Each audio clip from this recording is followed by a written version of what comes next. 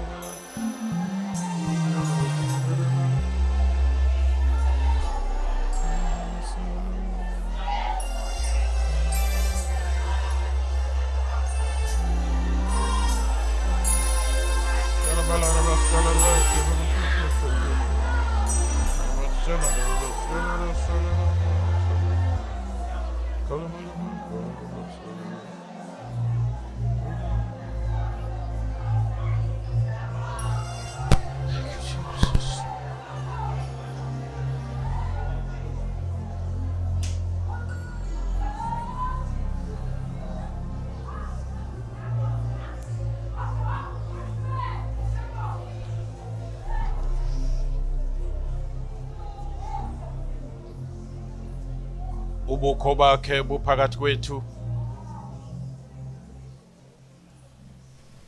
inkazimulo yakhe iphakathi kwethu, amandla akhe okusebenza imisebenzi emikhulu akhona phakathi kwethu. Iyezwakala iwave netouch yesandla sakhe phezulu kwempilo zethu. Wonke umuntu ola endlini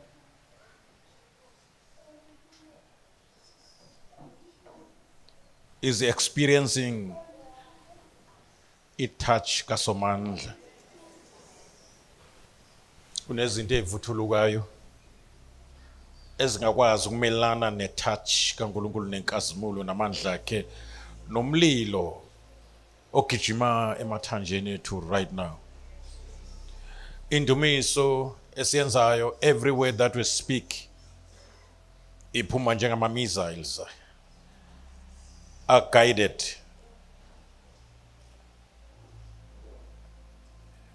to the kingdom of Satan. Usathane ngeke alibone elidlalayo, siyibandle lakhelwe phezulu kwedwala. Amasango eHites ngeke asekhulu.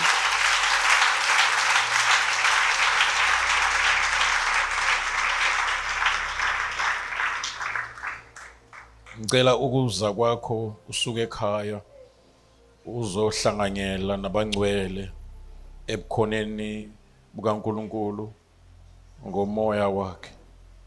Uza uexpecte into ezinkulu ukuze kwenzeke kuwe njengokukholwa kwakho.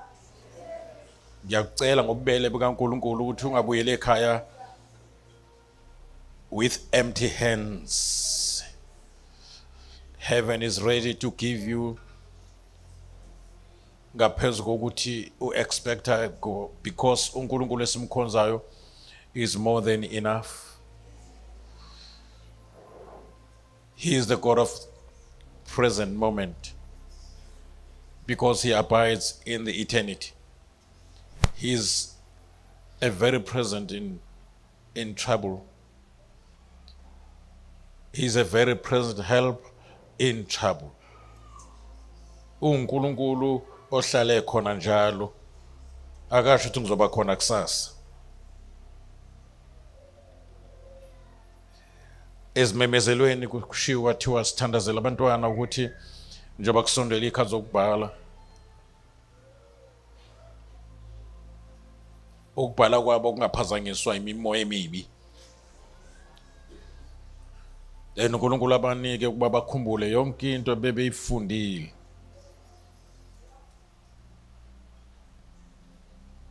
Sithandazele izwe lakithi iSouth Africa.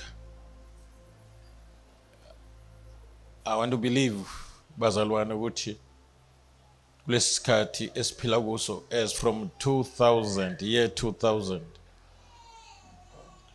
kuvelile ukuthi iSouth Africa iyi-target. Usathane ufuna ukuyenza i-territory yakhe uzama ngayo yonke indlela. Befuna sithi noma singenzani sivele sikhohlwe siyeke sarende because South Africa is captured. But njengebandla iSouth Africa iyingxenye yomhlaba okuthiwa ungokaJehova. iSouth Africa iyingxenye yomhlaba elithi izilonkosi ma uJesu efundisa abafundi bakhe ukuthi bakhuleke intando yakho mayenzeke emhlabeni njengoba yenzeke ezulwini. South Africa isemhlabeni, so iyingxenye ye-territory yentando kaThixo. Akubuse umbuso wakhe mawufike kule ndawo ureplace imbuso ekhona yobumnyama yamadimoni. Noma ngabe isithengisiwe yathengwa kodwa siyareversa yonke into ngoba lo mhlaba ongokaJehova. Nokugcwala kwawo.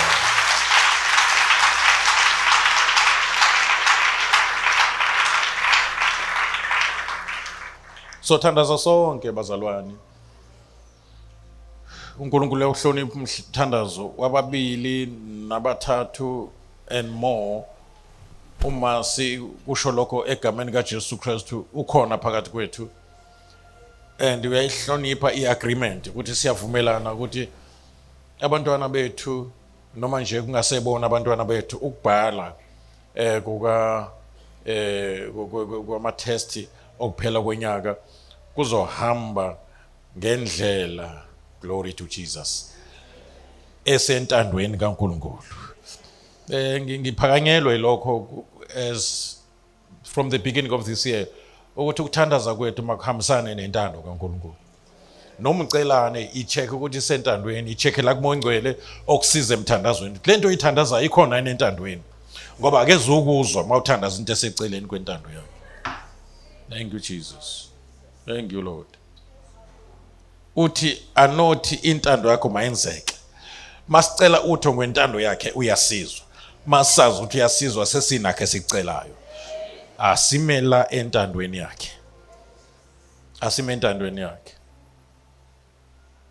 So phamsanda sonke kube lona lo aphamise izwi sikhulekela this final year exam ukuthi amadimoni angayiphazamisi egameni kaJesu Kristu. Siphinde sikhulekela iSouth Africa, iAfrika yonke. Sikhulekela umhlaba lo siyawubona uyanyakaza kakhulu sikhulekela indlu kaIsrayeli nabakhileyo nayo indlu yakwaIsrayeli ukuthi ekugcineni akwenzeke intando kaNkulunkulu. Ekugcineni akwenzeke intando kaNkulunkulu. Baba namandla onke egameni kaJesu Kristu sibonga Nkosi ukukhuluma kwakho ongasishiyi ebumnyameni. Kuyakhanyisa Nkosi endleleni esihamba yokukholwa.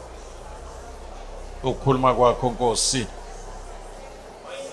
kuyasibonisa Nkosi ukuthi awufuni sihambe enyanyeni sihambe ebumnyameni, sifuna isitsha ebumnyameni. Funa siqonde intando yakho sibe clear ngentando yakho. Egameni kaJesu Kristu waseNazaretha ufuna sibe clear ngentando yakho.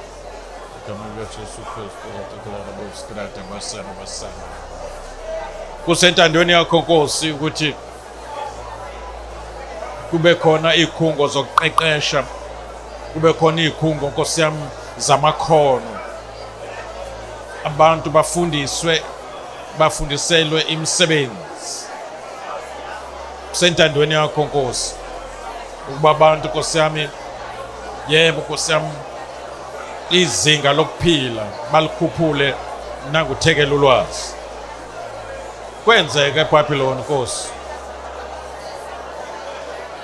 kwenzeke eBhabhiloni, bafunda Nkosi yami nabantwana bakho 𝑠𝒊𝒏𝒒𝒒, 𝑚eshach, 𝑎bednego noDaniel, ababeyingxenye Nkosi yezifundo zesayensi yaseBhabhiloni, kodwa ngoba babethandaza behlala ezwini lakho, wenza ummangaliso wena uma sekuthestwa ulwazi lwabo abaluthekeleyo. Imiphumela yafika ithi there are 10 times more than the sons of Babylon. Yenza kanjalo ke Nkosi, hambela Nkosi ezikhungweni zemfundo, uma sekubhalwa angabikho Sathane ophazamisayo, egameni likaJesu Kristu waseNazaretha. Kulekela Nkosi izwe lakithi South Africa, even though uSathane sethi iyalikleyima ulenze lakhe, sithi ngegama likaJesu Kristu umhlaba ungowakho nokugcwala kwawo izwe nabakhileyo kulo. Let your will be done in South Africa as it is in heaven. We are not going to cease to pray for our country, South Africa. Noma besekuhlelweni kwasayinwani, noma vele nabapredictayo bayabona ukuthi South Africa is falling in the hands of evil people. We have powers to reverse that. We have powers to say no. But we say yes to your kingdom in South Africa. Yes to your will in South Africa. Jesus is Lord of this country, South Africa. Egameni likaJesu Kristu waseNazaretha, Baba namadlonke siyakhuleka Nkosi, sinike igunya phezu kofezelo nenyoka nawonke amandla esitha, sinikiwe igunya kulo lamadlonke egameni likaJesu Kristu, sinikwe igunya phezu lonke uhlobo lomoya, egameni likaJesu Kristu, egameni likaJesu Kristu. Africa must be saved. Asia must be saved.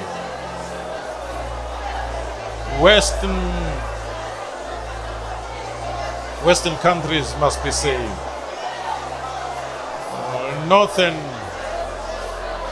African countries must be saved. Europe must be saved. Middle East must be saved. Sizwe sakwa-Israel must be saved. Egameni likaJesu Kristu waseNazaretha. Siyabonga Baba, kuyenzeka. Egameni likaJesu Kristu waseNazaretha, kuyenzeka. Thank you, Jesus. Thank you, Jesus. Harabosha talarabata. Kuyenzeka egameni likaJesu Kristu waseNazaretha.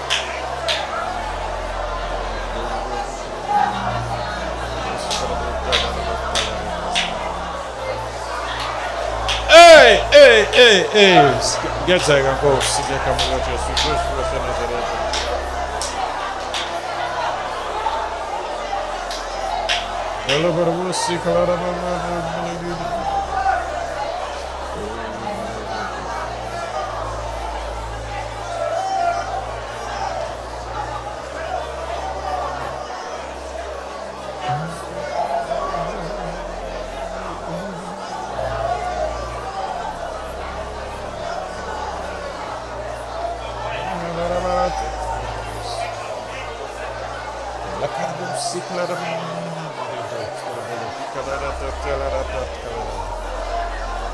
Jesus' name. In Jesus' name. In Jesus' name. Kratos Parato.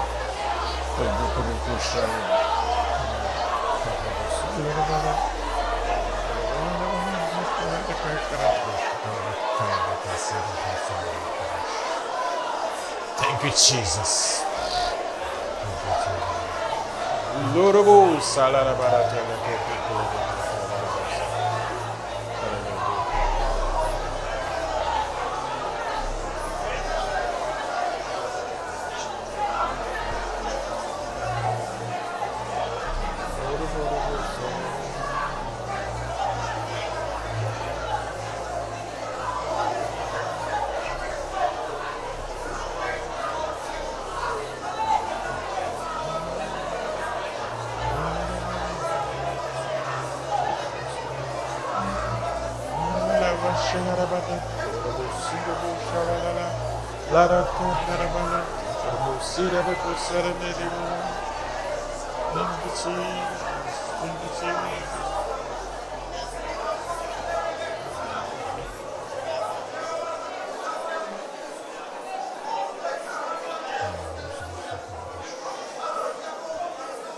Thank you, Jesus. We give you praise.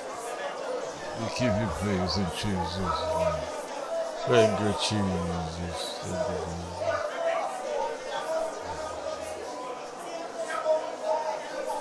Thank you, Jesus. Thank you, Lord.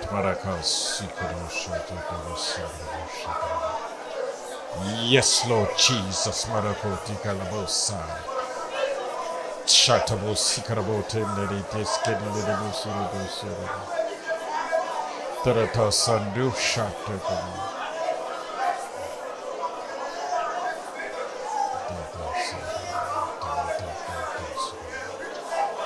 Thank you, Jesus. Thank you, Jesus.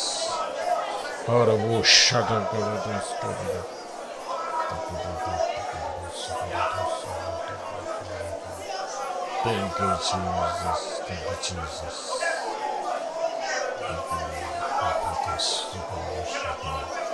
Korobo sokorbo sahraba sahraba salarata lata sakaratasa. Globo sikrabo sata salaba sandarabasa. Sharabo sikrabo lata talaba.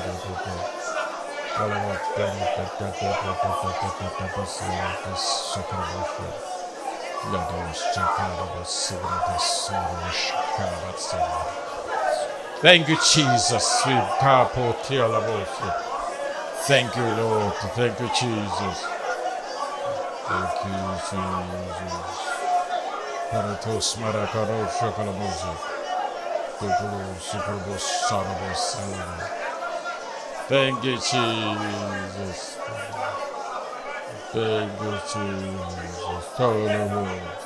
Thank you, Jesus. Karabos Marota Shakarabosha. We mata rose Sarabota.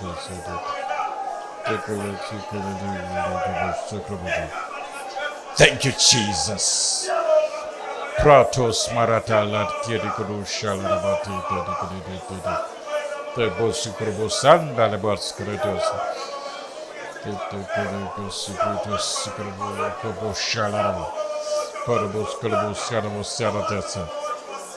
Thank you, Jesus. Oh, Jesus, Jesus. Thank you, Jesus.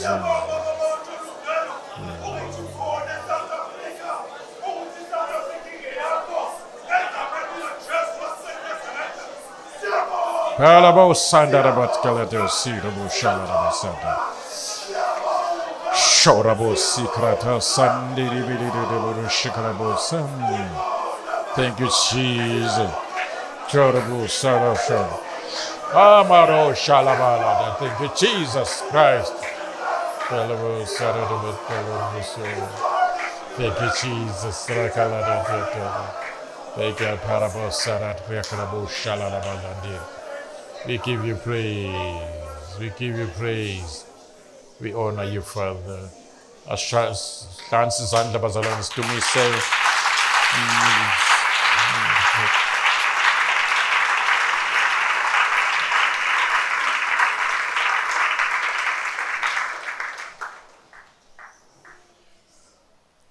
Singahlala phansi kukhona inkosi bazalwane egameni likaJesu Kristu.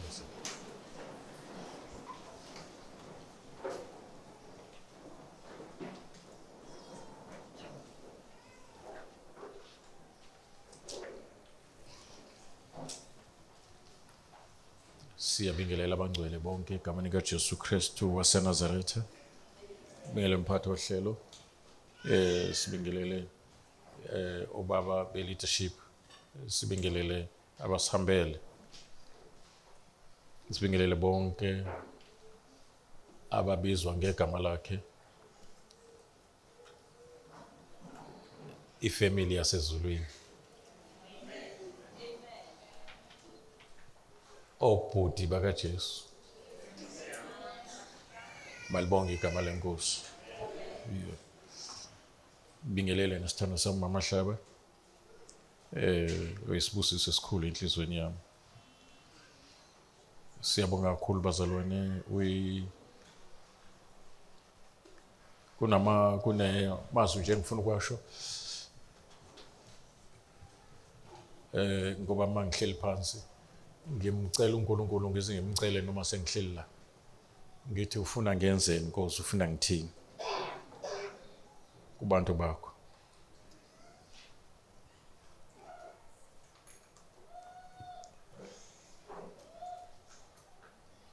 Sikwisizini ye-demonstration yamandla kaNkulunkulu. Akade evele khona kodwa isikhathi sokuthi amanifeste avele abe activated lamandla.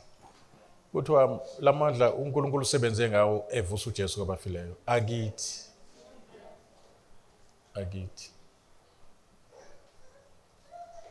So kuthiwa angiqale ngalonto before ngingene ezwini lenkosi.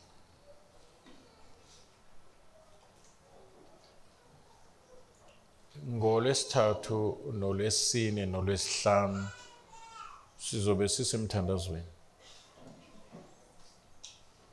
I-prayer item sithandazela ibandla likaKristu. Ukuthi lento uNkulunkulu wayiplana emaphakadeni ukuthi izokwenzeka ngebandla lenzuku zokugcina. Ayenzeke njengoba injalo. Onke amaplani usathana nawo naseqala ukwa-implementa ngoba uyisitha sebandla.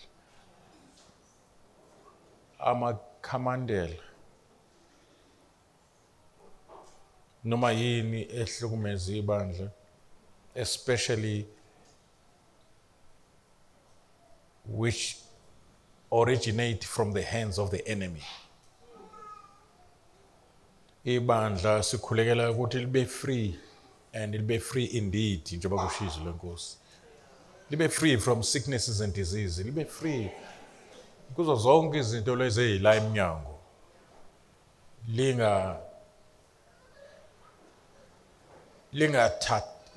Kungabikho into ezoba kuzothini bazalwane ezonamathela. Uma kufika isifo kuthiwa siyaqothula, ibandla likaNkulunkulu liphume nje lingenzakala ngalolu, lingabi nankinga. Uma khona inkinga zalezi izinto noma ngabe financial, kuma kukhona ngoba kuyenzeka uSathana asebenze nange-family. Bakuhambela impela ngoba bengayifuni lento yakho, bakuhambela indawo. Uhlala uhlasele kanjalo nje. You must come up victorious. Yeah, you must come up victorious.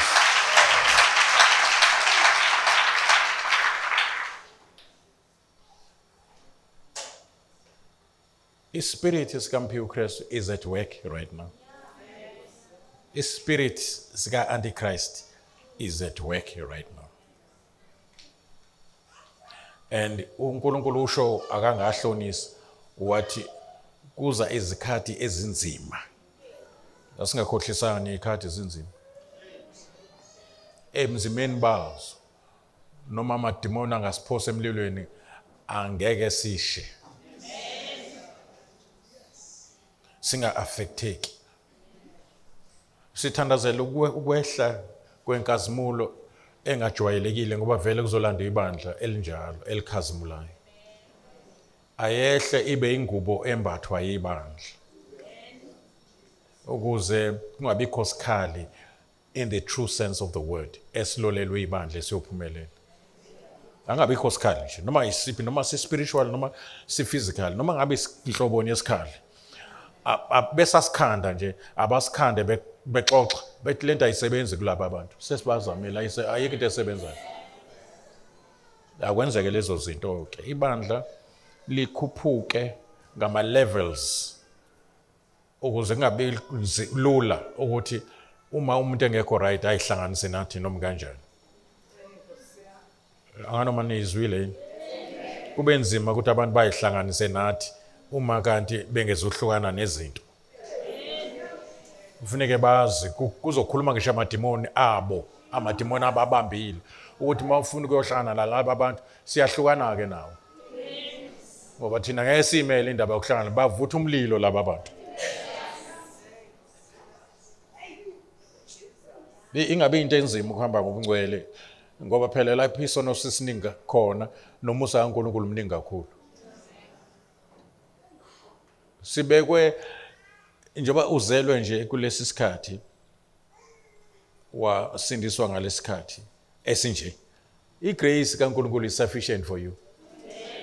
Yeah, iGrace kaNkulunkulu iyona ezokwenza ukuthi ube usurvive kulesi sikhathi esiphila kuso.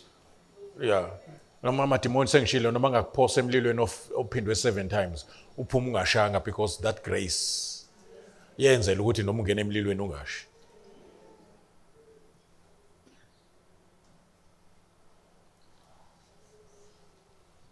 Unomoya wokuhlubuka ohlasela ibandla bazalwane.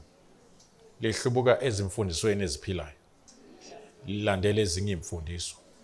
And uSathane wenza sure ukuthi akahlukane neBhayibheli ukuze ahlanganise kezokala bazalwane into zakhe namavesi.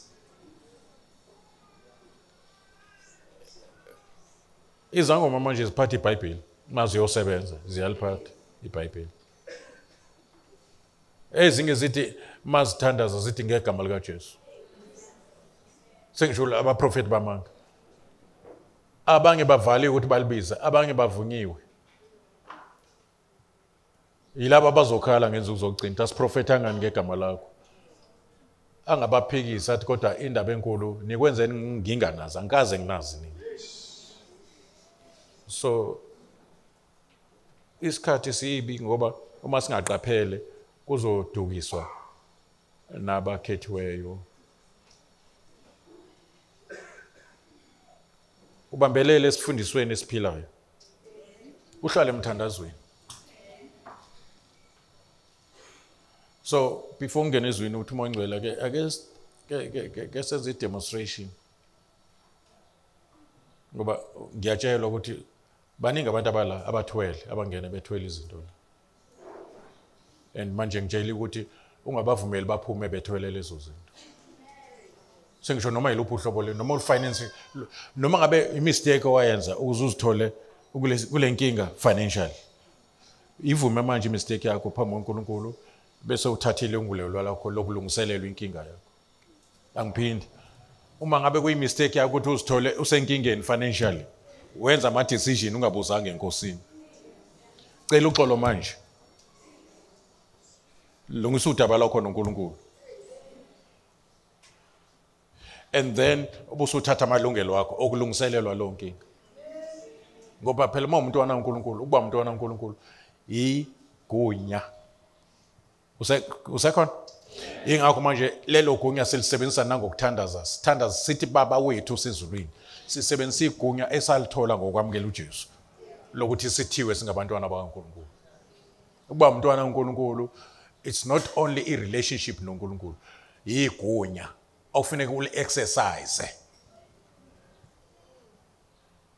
Uli-exercise even towards God obulinikwe uyena.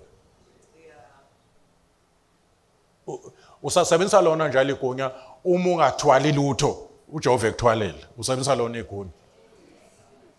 Ukumbona umama ehamba nengane encane eyibelethile ephethe isikhwama esinezinto zengane.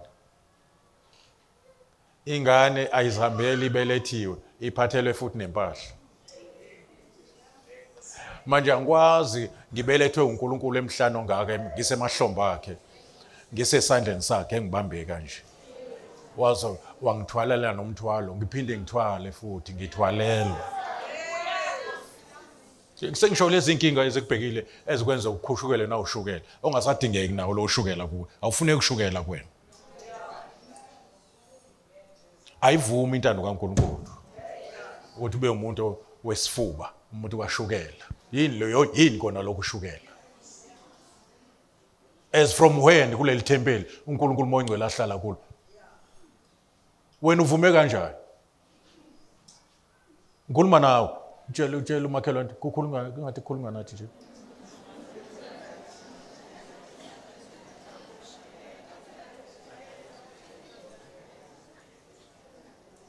Hawu usuze uyakhala impela ukhaliswa inkinga engabe izona ezikhaliswa wena.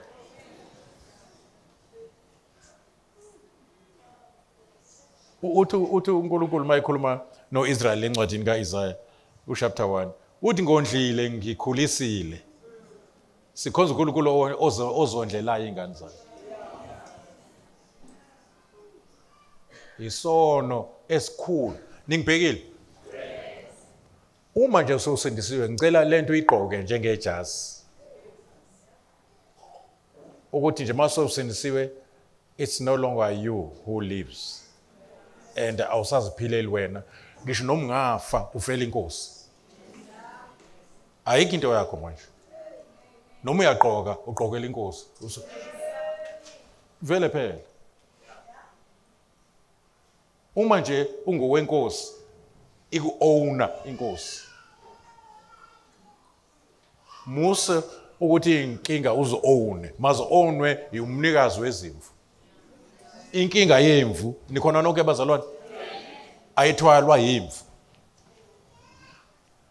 Inkinga yomntwana ayithwalwa umntwana ithwala abazali bomntwana.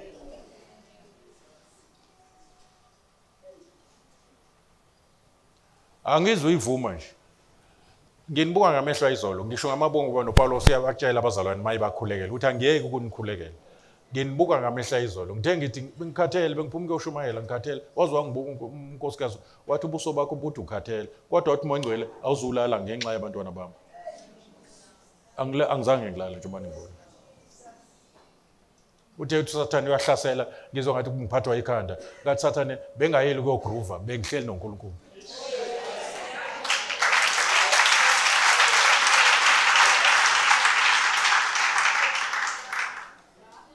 Nisenza singalali. Hebrews chapter 13. Nibahloniphe nibalalele laba abalusa imphefumulweni imini nobusuku ngoba bazobuzwa ngayo. Ungezwe abantu bejaha ubaba ifundisi akulula uma ungakwenzi ngegrace ungakubizela. Akusona isikhundla. Ngesikhathi belele kathi usebenza emini nawe. Besiphume eHammersdale siyoshumayela. Isikhathi eside 𝑚oya ongcwele ngoba ethi vele laba bantu ngenzeka ukuthi njengoba ushumayela nje kungasokusuka ikhala icilongo sasuqedela nje at least haleluya.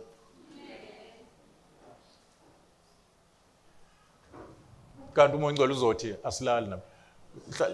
Hlala nje eyisho lonto. Akangitshela futhi mayizongitshela ungitshela mase ngithi ngiyalala athi no asilali. Why? Khulekela ibandla lawo.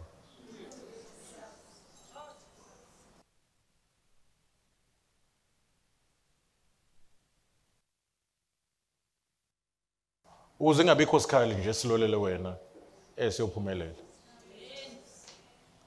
Ningabuki mina engathi mina kusho ukuthi ngiyanithanda yini. Hayi niyabuka. Ngicela nje no nithandwa yilo ongenzisa lento.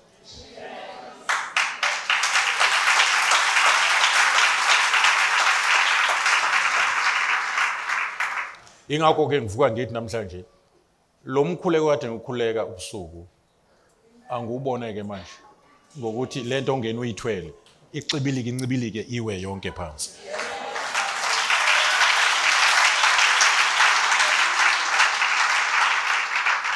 And I pray ukuthi isimo isibone sinjani isimo phandle ama-Egyptians ayayizwa inhlungu yesimo esikhona. Ngicela wena ngoba noma useGibhithe kodwa useGoshen wena. Ungum-Israyeli wena. Uzosithola isinkwa sidliwe ekhaya noma sesu-R40 ngeke ulala ungadlile.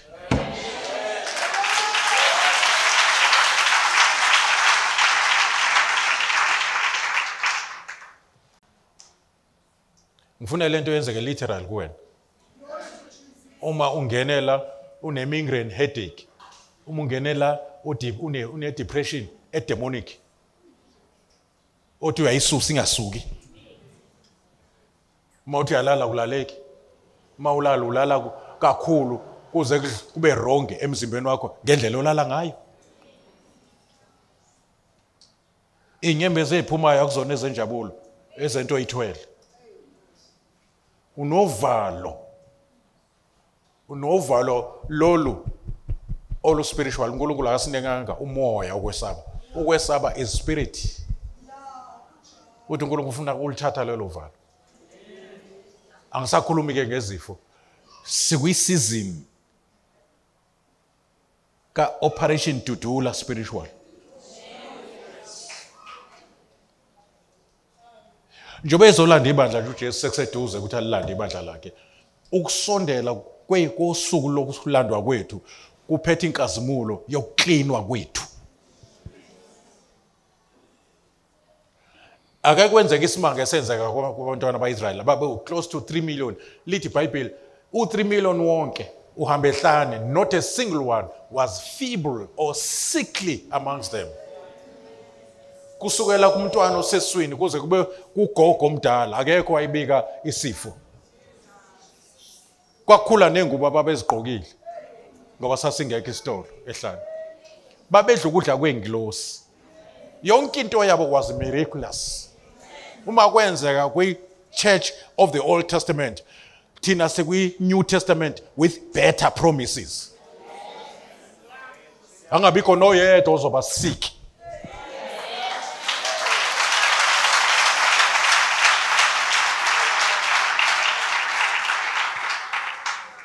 And akufuneki ngiphelele lapho. Kufuneke nawe ngikuhlomise ngokuthi iyiphi i-participation ongayenza ngoba kulento yokuba healthy. uNkulunkulu isibusiso sakhe sibe phezu kwakho. Kuyonke imikhakha yokuphila kwakho, yonke into oyithinta ngezandla ibusiswe. Ubusiswe uphuma ungena, kubusiswe nenzalo isisu sakho. Ngoba uNkulunkulu mayenza umsebenzi wakhe holistic. Nikhona bazalwane?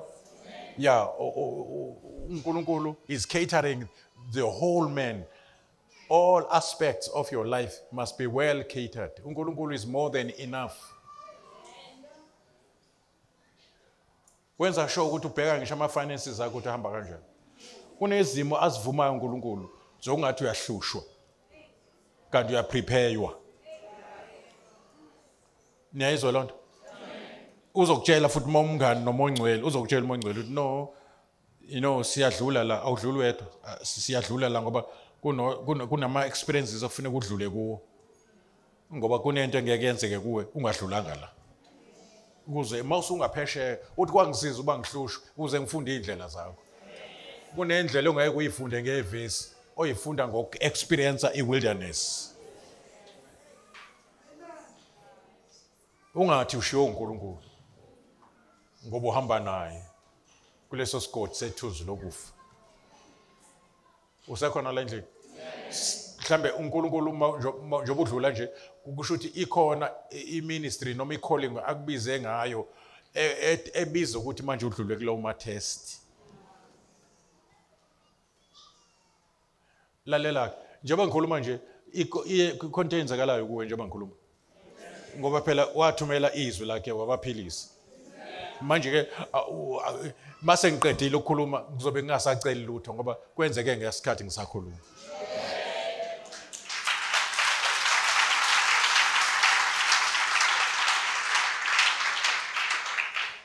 I want you to ube kwi-agreement noNkulunkulu ngento ayenzayo empilweni yakho impossible nawe ozibuzayo engqondweni izokwenzeka kanjani. Uthi uNkulunkulu ngizokwenza uzokwenzeka kanjani kuwe. Ngizokwenza uzokwenzeka kanjani. Angiphinde ngizokwenza lo uzokwenza kanjani. Yeah.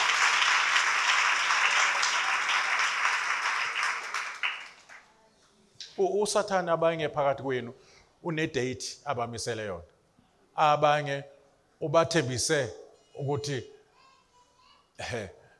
angizokutshela usuku kodwa ayizuphela lenyanga ngingadilanga nawe. Kunabantu isihogo esibapromise ukuthi siyeza kubona. Uthi uMoyingcwele ungesabi beza kimi bazobonwa yimina ungangeni la.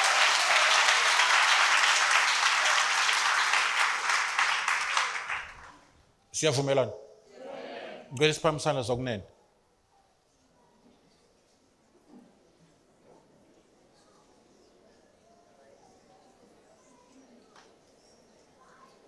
Yehlisa. Uma wenza isifungo enkantolo wenza njani? Isifungo leso sokuthi sivumelana noNkulunkulu kulento afuna ukuyenza.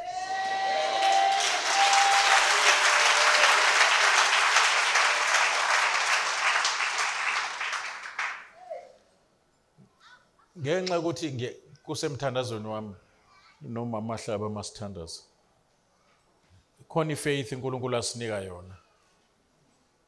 Kunabantu abane faith exubene nefear. Kunabantu abane faith eshayikhayo. Bayafuna ukukholwa kodwa bahlaselwa ukungakholwa. Ithi lento ukukholwa kwakho ke Mahlaba akusiza ukukholwa kwaleyo umuntu. Ngoba ngifuna ukuyenza leyo nto.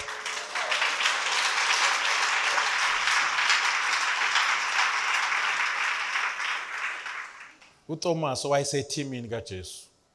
Akavumanga uJesu ukuthi uThomas esethimini kaJesu ahlale nokungakholwa.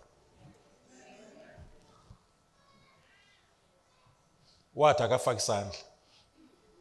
Kusho ukuthi lento akayibambe ngama-5 senses ukuthi i-real ukuthi uJesu uvukile. Akafaka isandla kuyona le ndawo ayaziyo ukuthi kwangena umkhonto kuyo. Ayithinte ngesandla sakhe. Kunabantu la abadinga i-boosting of their faith. Ngokuthi mina ngibakholelwe. Akukho wrong lokho. I-gift of faith phela yellow. I-gift of faith ayifani ne-faith yokuphila. Ningibhekile? Siyokhuluma ngalezo zinto ngimini. Kune-faith ekuthiwa the just shall live by faith. Kune-faith esisindiswa ngayo. Kodwa kune-faith ebizwa nge-gift of faith. I-gift of faith iboosta i-faith e-weak. Iyi-booster. Iyi-power bank. Into ohamba nayo ufika ubooste i-battery ye-cellphone ongayichargeanga. So uJesu wahamba nabafundi bakhe behamba bengabaza yonke indlela. uMartha noMaria ukukholwa kwabo kwakungekho ekutheni uLazaro angavuka. Kwakusekutheni angaphila. Kwafuneka uJesu abe nefaith kube uyena oyibongelayo. Angasho ukuthi bongani ukuthi uLazaro uzovuka. Kwabonga yena ukuthi baba ngiyabonga ukuthi ungizwile bengazi ukuthi uhlala ungizwa njalo. Kodwa i-case eyoMartha noMaria kodwa uyithabathele kuye. Wayesethi Lazarus come forth. Ngoba ifaith yakhe ayisasho ukuthi Lazarus uvuka. Isithi phuma. Ngoba njengoba kade yabonga nje akanandaba ukuthi oMartha basalebela ukuthi ububu khona khawumnethe engafanga bashiculo elifanayo bobabili. Kodwa ngoba unothando ngabo wathi ke ngibasize. Ngizosiza ngoba akufuneki kuhlala umuntu ongakholwa phakathi kwenu. Izokwenzeka lento kade ukholwa unongabaza futhi. Nkosi yami mhlawumbe izokwenzeka nje Jesu. Angazi. Ngizothi ke baba yenzela ukholo lwami ke lamuntu.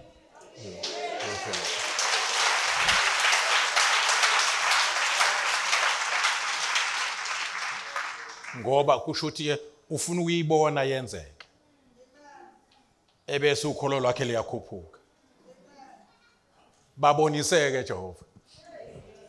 Njengoba ecula ichorus elithi akaphakame, Belithini leli chorus elithi akenze njani? Lesiswati. Bese kuba njani? Ishoni phela. Phakama. It was prophetic. And aveza ubonwa uNkulunkulu kule generation yethu.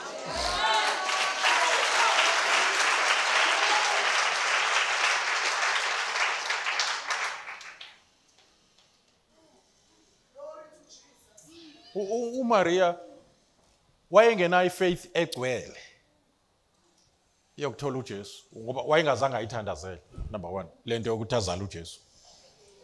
Hayi kwangeyona nje indaba yayingenile into yamthatha ngesurprise. Kwakuyi surprise. Baningi abantu abazosurprise uNkulunkulu.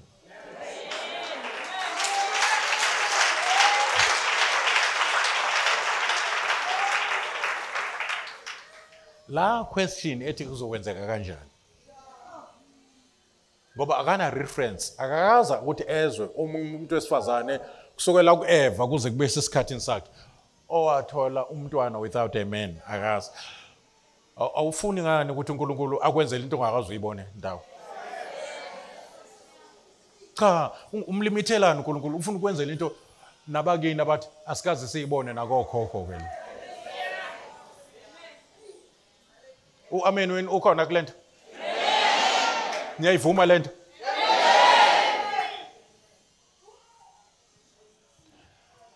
Inkazimulo efikele ibandla ibiza idemande izulu ukuthi lideploye iedition engilosi ngoba umsebenzi uzoba mkhulu. Ningizwile iyangithatha lento? Ngithi inkazimulo ehlele ibandla. That is why manje there's going to be a great demand yobungcwele ebandleni. I-repentance is going to be indoctrinated. Izofundiswa lento ekuthiwa i-repentance. Zizogezwa izitsha ngoba kuzofakwa into enkulu. Kuzoklinwa ngisho your private life. Nangizwa? Sengisho le ndawo le eyazo wena. Nalapho uSathane egrobha khona ethi akekho obonayo. Umoya ongcwele ufuna ukuyoklina lo makhona.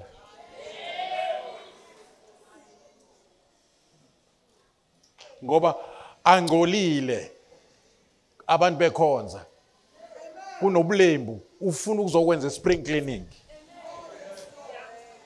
akafuni nje mbimbi na sici uzolanda ibandla elingenambimbi elingena sici. Abanye bazosuka nje umoya ongcwele uzobahambisa bayoklina amakhona. Bazothandaza umthandazo wokuklina ngaphansi kombhede.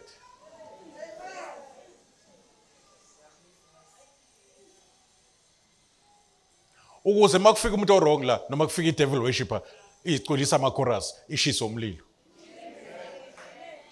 Yeah, singakhonzi nama-devil worshippers akhululeke. Is-either ayahamba noma ayaphenduka. Ukuze ngoba masiklina lezo ndawo so izoba sharp ama spiritual senses ethu azoba sharp so kwazi ukucommunicate nomoya ongcwele. So kwazi ukuthatha ama decisions according to the guidance of the will of the whole of God through the Holy Spirit. Asizothatha i-decision enkulu bese siyaregreta in a long run. Sizotshelwa sisayithatha sibuze ukuthi i-right le athi no ungayenzi.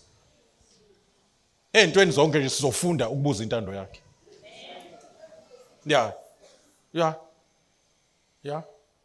Ngisho usufika emshadweni sisi, makufika obhuti abawu5, abanye omunye uhamba ngemoto, omunye ugibela ibhayisikili. Ukwazi. Nase nethul, nenziwa yini? Yeah. Nixoxe nomoya ongcwele. Ube nama spiritual senses asharp, ube ne sense of smelling. sense of sight. Ubone in darkness. Ube nama-binoculars abona kude. Inkinga isekude uyibona. Ube ne-X-ray ebona embanjeni. Yeah. Umbuke kanje kanti uyambhoboza. Ubona amanga emlongeni uphuma enye into kodwa enhlizweni uyabona ke ayikho yonke lento. Manje ayizokwenzeka lo nto angeke sibe sharp spiritual sikwazi ukudiscerna nama-spirit wrong. Ngoba bonke abantu bakhuluma ngezilimi kodwa bakhona bakhuluma nge-strange fire, strange spirit. Manje into ezosiza ukuthi simesaba uNkulunkulu manje. And ukwesaba uNkulunkulu kuyiministry kaMoya. Kufanele simvumele uMoya asesabisa uNkulunkulu. Singamjwayeli.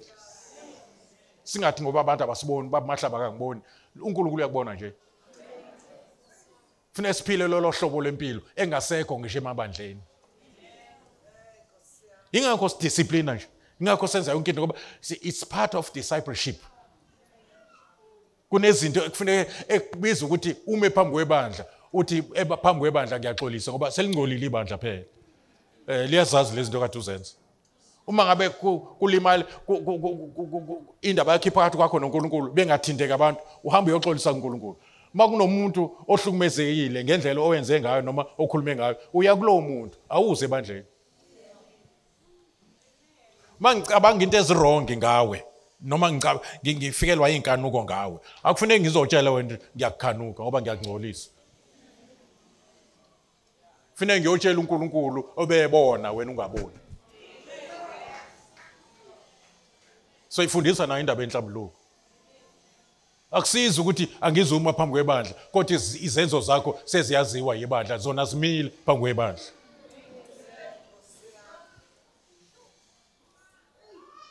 Obana bayizwana lethi ngisho. Akusekho lokho akusashungelwa ubungcwele abusashungelwa. uMoya uNkulunkulu uMoya akangisize asisize noma amahlaba singasaba amehlweni ngoba sifuna uJesu uyabuya sifuna sihambe sonke siye ezulwini sonke.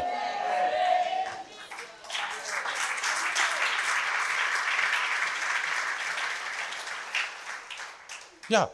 Siyakhuluma amaqiniso ngoba izwi kaNkulunkulu lilungele ukuyala nokuthethisa nokusola sikwenze konke. Sikwenze konke. Uma ngabe ungamlaleli uMoya uzokhuluma ngathi kuMoya econfirma lento aseyikhulume kuwe.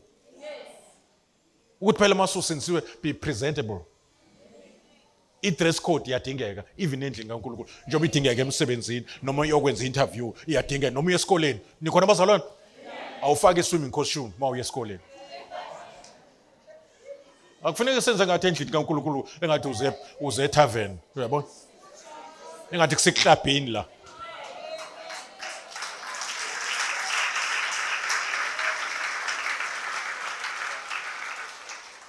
Ingakho kuthiwa iBhayibheli lithi mdumisenike likalethi leyo mzimba kuseyona yenu angithi bese lithi iBhayibheli liconfirma lento yakho Isaiah lapha ku 43 ukuthi uNkulunkulu ngesikhathi ekubumba ekwenza ekwakha wabumbela udumo lwakhe. Wayengakubumbeli ukudonsa amadoda wayengakubumbeli wayebumbela ukuthi umzimba wakho udumisa igama lakhe. Ngophela uyithempeli lakhe manje ngithi ayizolo ya uthengiwe ngegazi lomzimba into yomuntu sekuyinto yomuntu ingakho manje uzonika i-account uma ufika ezulwini ngento oyenza emzimbeni. iBhayibheli lisho njalo incwadi zabaseKorinte besibili chapter 5 we shall all stand before the judgment seat an account ngezinto esizenze ngalomzimba. Kusho ukuthi akusona wethu we don't own our body. We manage, we are managers, we are stewards. Awuna mzimba, tshela makhelwane awuna mzimba. Awunawo. Before ubuze abantu bakini nginjani? Ma umama ubuze umyeni wakho kunjani?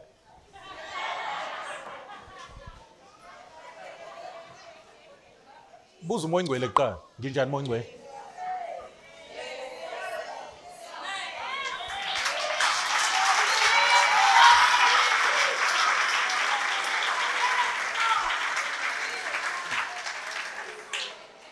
Yeah, nixoxe noma ongcwele ngugqokisa kanjani umzimba kaJesu?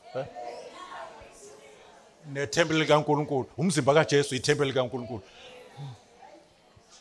Kunjani? Lento engiyigqokile izomkhazimulisa uJesu wami,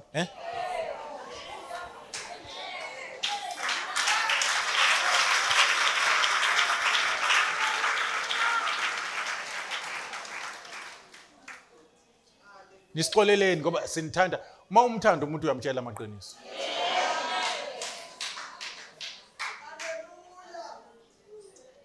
Ngoba manje usuku kwenye kingdom phela. Wendele kuKristu Jesu umakoti kaJesu. Manje kunemithetho yasemzini.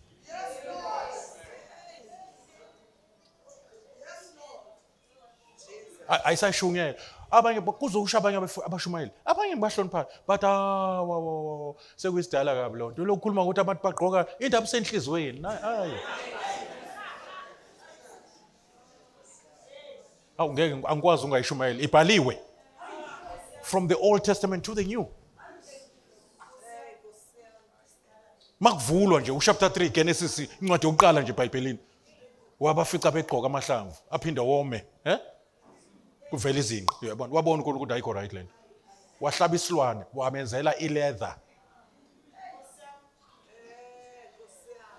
In a spiritual interpretation ne moral interpretation your Lord. Wawufihla umzimba wakhe.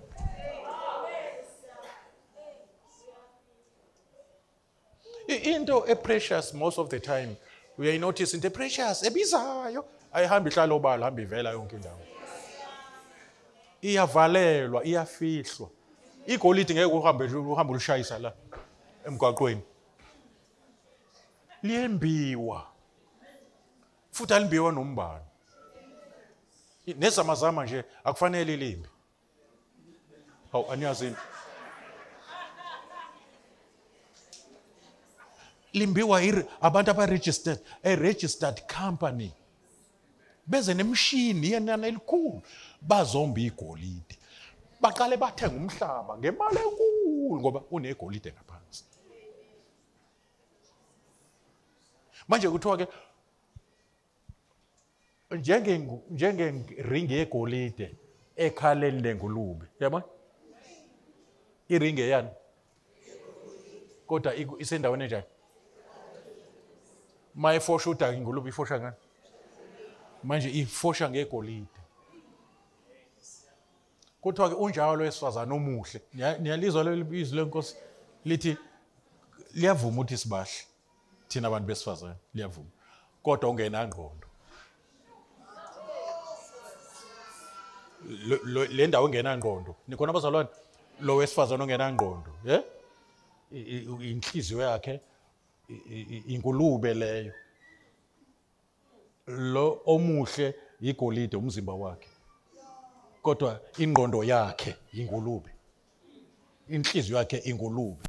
Kodwa umzimba igolide. That is why ke uhamba ubona lo mzimba hamba uphathwa nombani.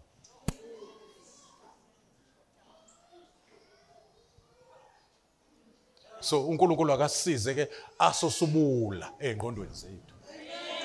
Ukuze sikwazi ubona ivalue yento eyathengwa ngegazi. Uyiqhenye. Ungabi easy.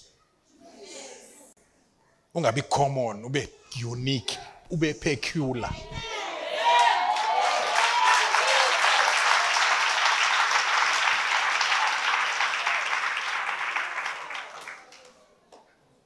Uzobona abantu ozoba attract. Uzoqala attract izulu uqala njengoMaria attract izulu, lehlela kuye lithuma inglosi. Ngoba uyabona ukuthi uyigcinile lento ukuthi izokwenza kanjani ngoba mina ngiyazi indoda, yabo? Lelo gama likusho ukuthi beyigadile lento. Bengaphathaphatho. Kanti ubiza izulu ngalonto.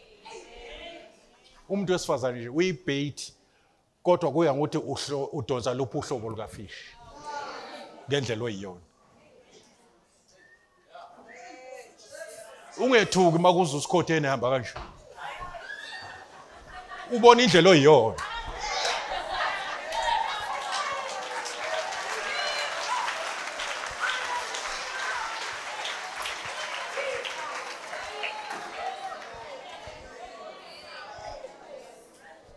ungaboni umuntu ethandana nawe uzochitha isizungu.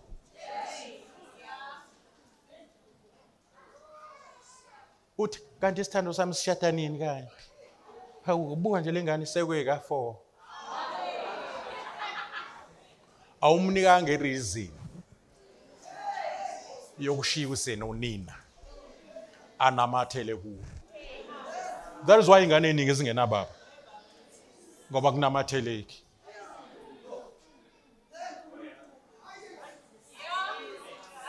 Anginiyeke lapho wona.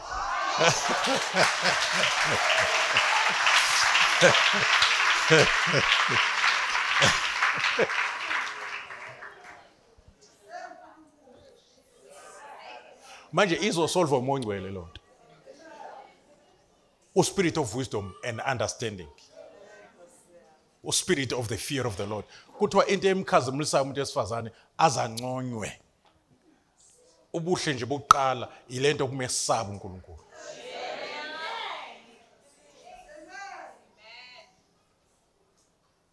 Ubuhle umuntu wesifazane obungenayo i-fear of the Lord. iBhayibheli likubiza ngenkohliso.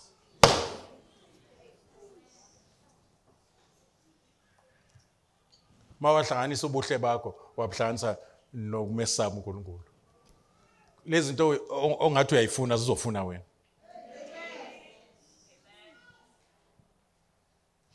Kusendlini kaNkulunkulu ke la kutholakala low quality. Bakhona la endlini bangibuka nje abayi quality. Nabayamkelayo lento engishoyo. Abathi yes kulento engishoyo. Abathi this is the type of a woman, that is the quality of a woman engiyifunayo vele ngifuna lento eshoyo. And mawuvuma lento engishoyo. Usekhona la endlini? Uzobona ama benefits ayo. Uzoxakwa ibusiso. Kuzobe ngathi uthwele kanti uyisabela uNkulunkulu.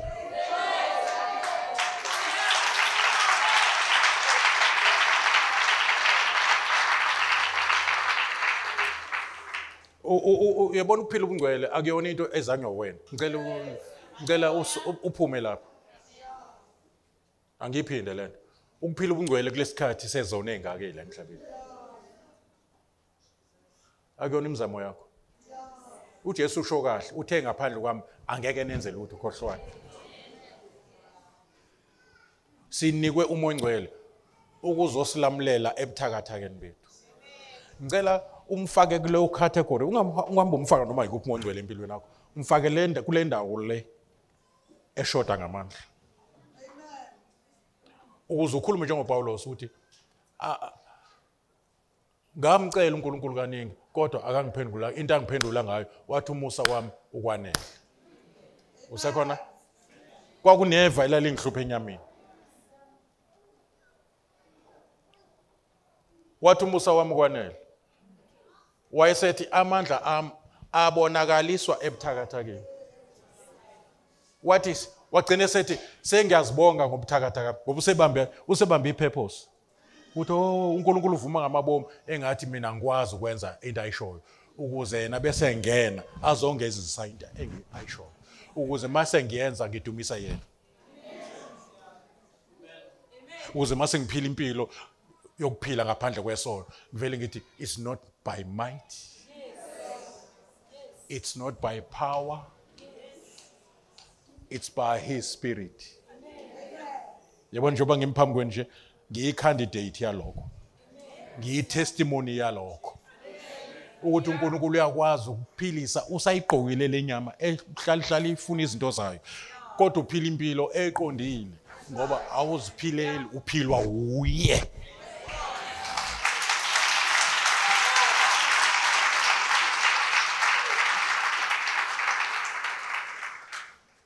Uthi uMaria kuzokwenzeka kanjani? uNkulunkulu uzothi kuwe ngizokwenzisa ke ngizokwenzela ke ukuzokwenzeka kanjani. Uzokwenza into ezokwenza abantu wenza ngani? Yes, bayakwazi ukwazi ukuyenza manje wenze ngani? Ngoba nami ngiyayifuna lempilo kodwa ngiyahluleka. Angisayifuni lento engiyenzayo. ngibona nabanye akade bethi bayakholwa kodwa benza njengami. Ngoba isono especially kulezi inzuzo zokugcina siphelezela amadimoni ngeke usimele ngamandla akho. Isono esila eminyango esinye siqubuka ngaphakathi. Nikhona bazalwane? Isilingo into eqhamukayo bese ihlangatshezwa into equbuka kuwe. Ingakho kwesilingo. Mawuzile ukudla uzile ukudla for 3 days mhlawumbe ngosuku lesibili ujwayele ukuthi mangabe wena umthetho wakho mawungazilile uvuka ngokudla ekseni udle emini udle sewulala. Manje lishonile ilanga lonke ungadlili izolo. Manje lesibili manje nangumuntu uxhafuza ikhenta phambi kwakho. Ngosuku lesibili awulambile lapho uyafa.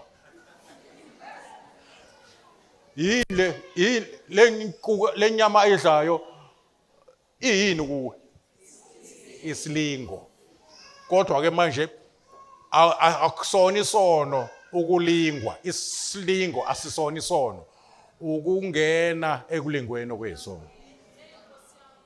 Manje umuntu akangeni ekulingweni engeniswa enye into ngaphandle kwezinto ezikuye ezinxanela lanto ziyakuhunga zikuhungele kulonto. Udonswa into ephakathi ikudonsele entweni engaphandle. Manje akekho ngakulamlela kulo powerful force ekusa kulento ube wazi ukuthi wrong. Akekho ngakumlamulela ngaphandle kukaMoya Oyingcwele. Usekhona la endlini. Angiboni uMoya Oyingcwele angahlulwa umoya omngoma. Umoya omngoma ungena kumuntu ethanda ama-fashion amgqokisa izingubo lezi amabhayi. Umuntu okwaziwa nje ukuthi hayi unemali zakhe ugqoka le aphinda agqokele. Kodwa mase efike lo moya ushiya phansi. Angabe asayenza into ayithandayo. Akazenzeli uyeki kuthiwa ungenwa omkhulu. Manje omkhulu ingakho bembiza ngogogo emncane. Bathi gogo unjani gogo? Ngoba kunabantu abadala la kuyena. Intombazana nje ka-16 years engenwe. Kunezinto ayiyekayo. Abanye besifazane mabengenwa idlozi bathathele uma eshadile athathele umyeni wakhe intombazane ukuthi ngoba mina abadala abasafuni ngizocela uthole le ntombazane. Abadala manje ngiba nesikhwele ukuthi uMoya Oyingcwele angahlulwa abadala.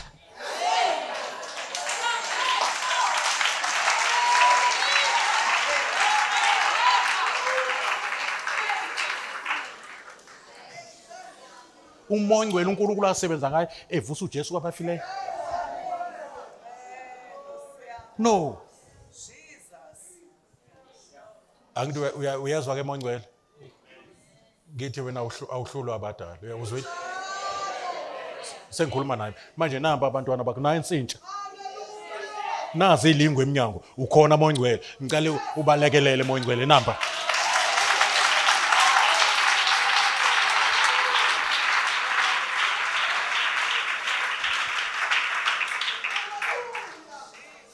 Ave bekuthanda abanye ba weak Moya Oyingcwele.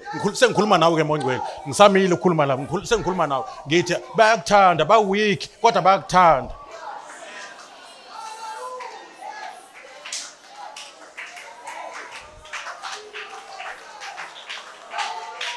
Ungashiyi noyedwa Nkosi la kulapha.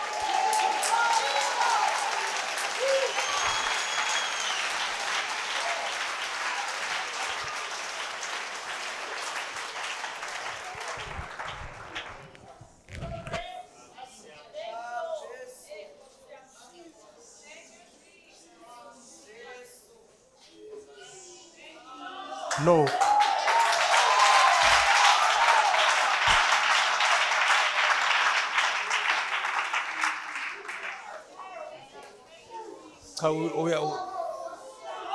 We are confirmed Moya Oyingcwele.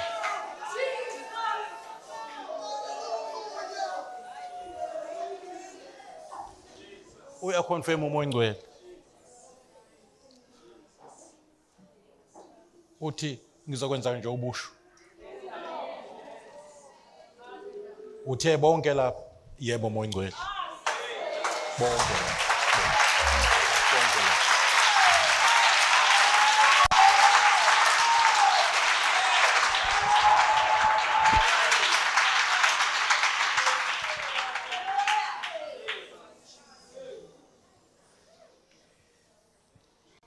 qinisekanike oqala umsebenzi ibani naleso siqiniseko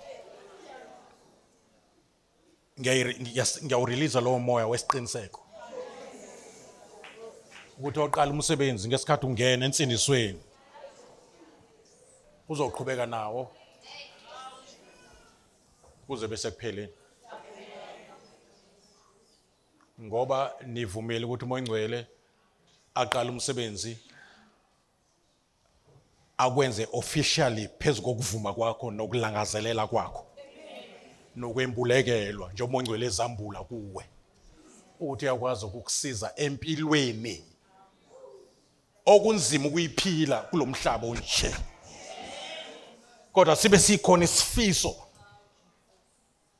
njengoba esho uPaulos encwadini amaRoma chapter 7 ukuba kwe-struggle kakhulu yaze abhalwa phansi lonto ukuze ungacatshanga ukuthi uSuperman athi engithanda ukwenza ngikwenza lokho engakuthandi yabona yini athanda ukwenza okuhle ingoba usesindisiwe uzathi kwendawo ukuthanda kukhona kodwa amandla okwenza lento engiyithandayo ukuphila ubungcwele impilo yami ithokozisa uNkulunkulu ngibe isibonelo even my private life ibe clean ijikelezwe inkazimulo kaNkulunkulu manje ngiyayithanda lonto kodwa ayenzeki kusho uPaulos umpostoli omkhulu obhala uhafu weTestament elisha ukwadlula kwi-struggle ingakho mayivula chapter 8 lapha nalapha chapter 8 uthi ngiyambonga uNkulunkulu usebonga uNkulunkulu ngomoya oyingcwele because mawufunda chapter 8 it's all about it's flesh versus the spirit, spiritual mind versus the carnal mind versus the spiritual mind. Usethe egcineni lapha chapter 7 mina umuntu osizi ubani ongikhulula kulomzimba wokufana. Amen. Uthi mase ngithi ngiyaqala ngithi ngifuna ukwenza okuhle kuvele kuvuka umthetho emalungweni ami olwayo. Nikhona abazalwane nomthetho wezinto engiyifundisiwe engqondweni. Uthi mawumbona ngenza lokho engakuthandi ngikwenze ngikhala akusimina okwenza kodwa isono esihlala kimi. Yazi khona mehlo phakathi kwezono nesono. Isono kusho imvelo esemalungweni. Uyayikhipha futhi yena ngophela uzelwe kabusha. Uthi mangenza lokho engakuthandi akusemina okwenzayo. Ukuze angabi phansi kwe-condemnation kaSathane. Oh Nikon? Ngoba the spirit part is born again. But the flesh part isalinda ubuya kaJesu. Into enzakalayo iyapurifywa. Nikhona nonke bazalwane? Iyapurifywa. Abanalelo themba they purify themselves. And yabethelwa abakaKristu bayibethela inyama yabo nenkanuko. And kufuneka kube khona into eshiswayo bulalani inkanuko zenyama ngomoya. Ngoba uJesu mayesefile uzonibhaphathisa ngomoya nangomlilo. Yamkelana umlilo njengamanje njengoba ngikhuluma manje. Ngoba inkanuko zisaba umlilo.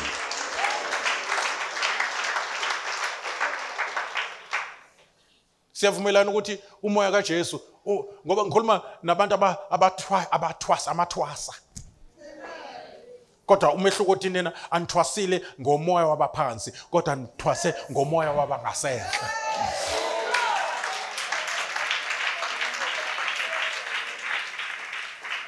Nizangoma zezulu niyakwazi ukuhogela ingozi iseza. Niyakwazi ukuhlukanisa iphimbo likaJesu nelikaSathane.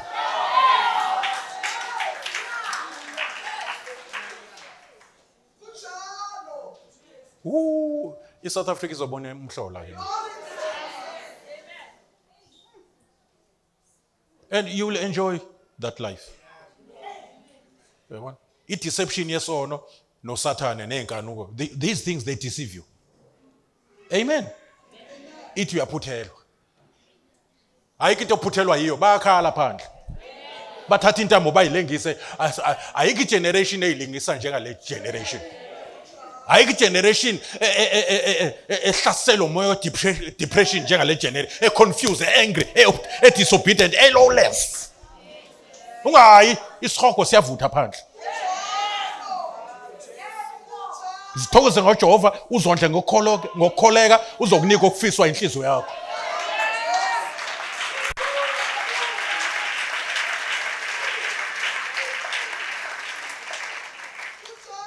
Usinde enkembeni nje ngesikhathi usindiswa kuthukuthela amadimoni athi iyohamba isinda lenje. Iyosindela lo Jesu wayo. Ubuzofa. Njoba usindiswe ngo-2020 nje, usindiswe ngo-2018, bekufuneka ufe ngo-2019 mthetho wakho, bese kumisiwe. Njoba u-2022 nje. Khona la usinde khona ngokuvuma uJesu.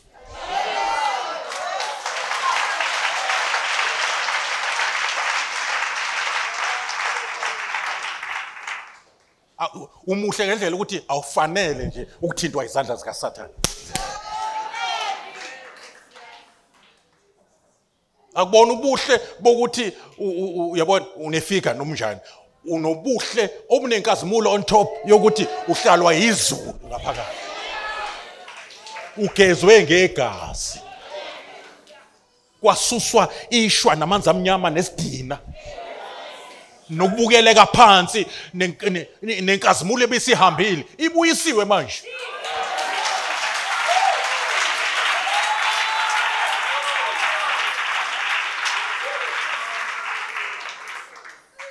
Ngendlela oglorious ngayo, ngendlela obukeka ngayo, izulu lizela vuma ukuthi lihlale kuwe. Angithi? uJesu uhleli, umzimba wakho ubiza ngekhaya lakhe. Uzowafaka nengcebo yakhe. Kunengcebo nje elindwe izizwe zomhlaba ela kule sitsha sobumba.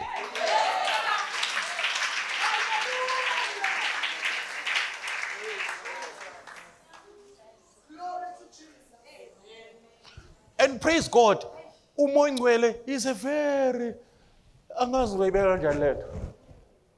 Amen. uDavide wonile phambi kaNkulunkulu, wenza izinto, wathatha umfazi womuntu wenza yonke lonto. Kodwa mayithandaza uthi inkosi ungawususi umoya wakho. Hawu. Akasho ukuthi ngicela ungibuyisele umoya wakho. Uthi ungawususi. Kusho ukuthi akwahambi. Esegangeka nje. uNkulunkulu uyazi, lalelani, mtshela umakhelwane, lalela. Uma ngabe ubizwe ngecebo lakhe,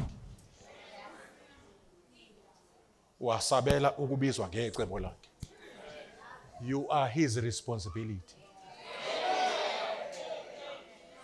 Kunomehluko phakathi kwemizamo kaNkulunkulu ngempilo kaSawuli nempilo kaDavid. uSawula ubethi mayibheda uNkulunkulu ashesha akhipha isigwebo. uDavid ubethi mayibheda akhumbule uNkulunkulu ukuthi wakhethwa yimini. Hlambanisa wangavele ngisho.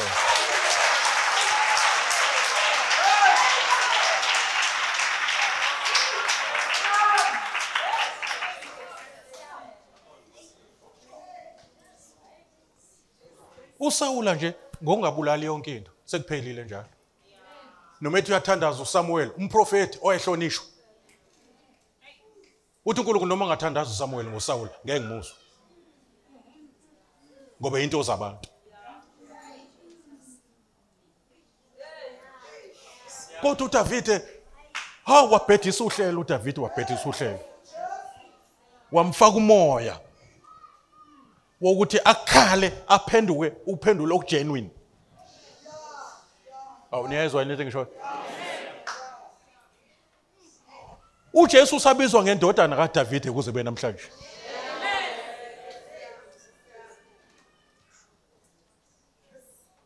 So mvumeleke ngoba ukhethwe uye awuzikhethelanga.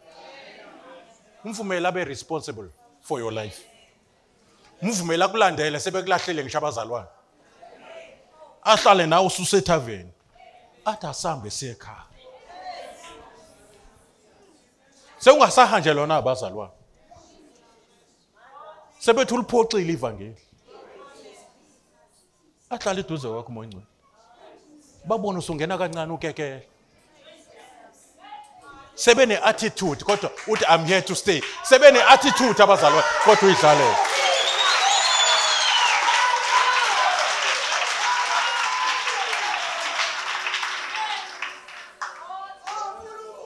Sebethu siphoxile. Sebethu siphoxile. Athi moya ngcwele asambe.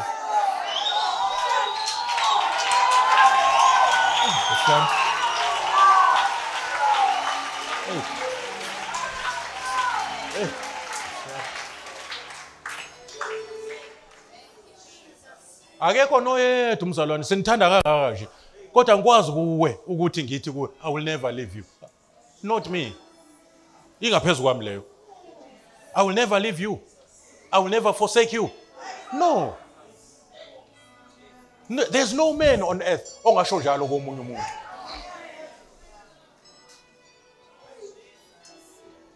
God uNkulunkulu who honors his vows, his word above his name.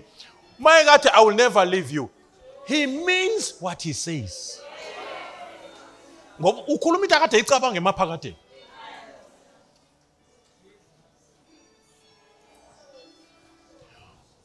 uJudas Iscariot esebethela uJesu imali adayisa ngayo uJesu wayenze njani?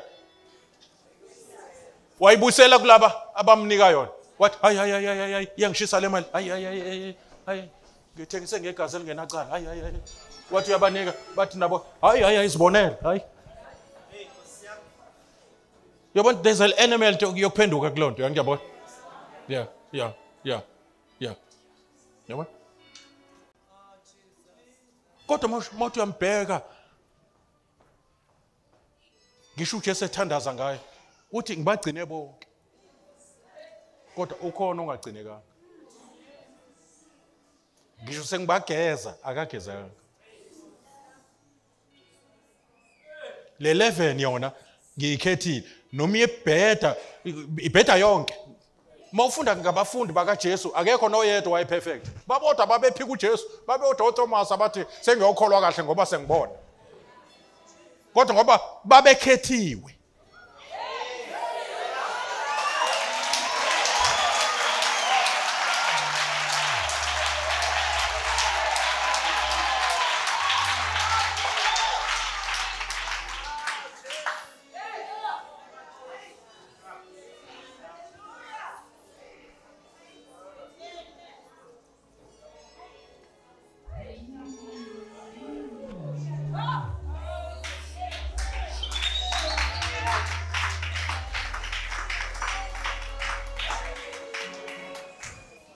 Uthi kuPetro ibackslider uthi Petro uSathane usenva kwenu ufuna ukunela njengokolweni.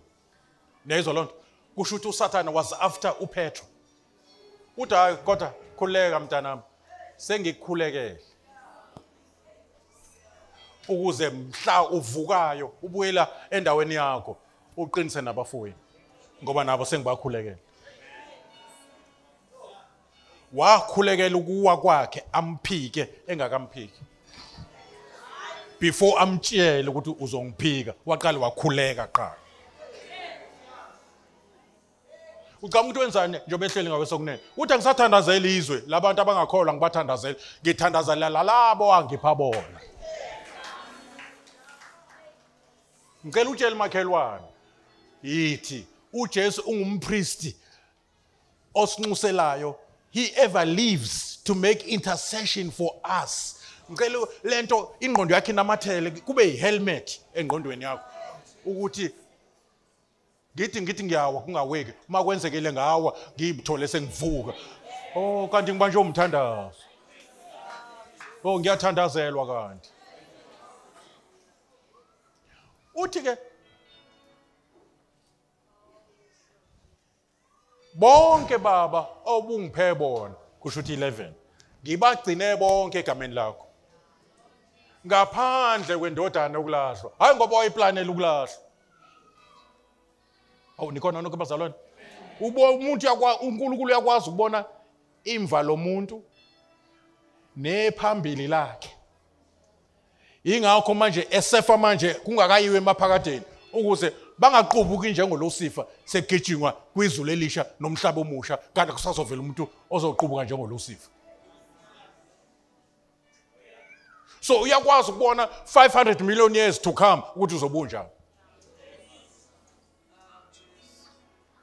ngicela utshele umakhelwane ke ukuthi wakhethwa wena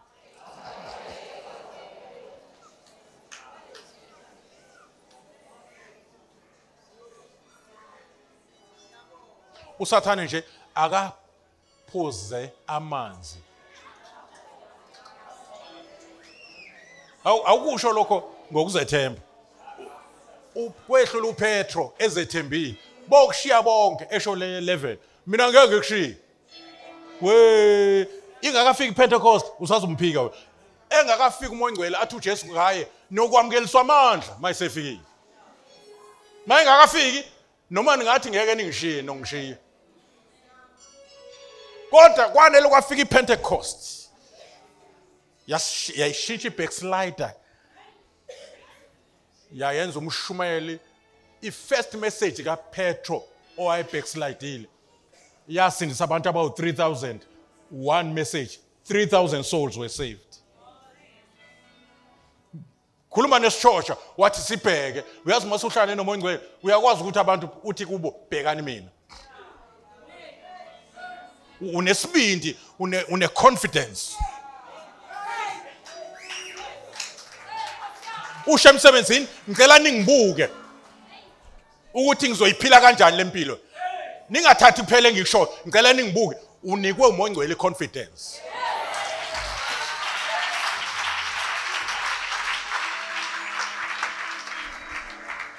kusho backslider kade iphika uJesu izolo manje igcwele nguMoyingcwele lithi iBhayibheli ngesikhathi ezovula umlomo uPetro lithi iBhayibheli egcwele nguMoyingcwele niyangizwa lo on that day of Pentecost egcwele nguMoyingcwele wavula umlomo washumayela ngoJesu kwakhala abantu bathi senzeni lo muntu akade ephika uJesu izolo namhlanje usindiswa ukushumayela uJesu akasho ukuthi ungiphoxile wangiphika sesihambe nawe isikhathi esingaka ngoba uyazi ukuthi ukhala esandleni sami noma engathi uyaphithizela kodwa uphithizela esandleni sami ngifuna leyo nto ke uyibone wena ngokuthi usathana sethi uqedile ngawe kanti akakaqali ngawe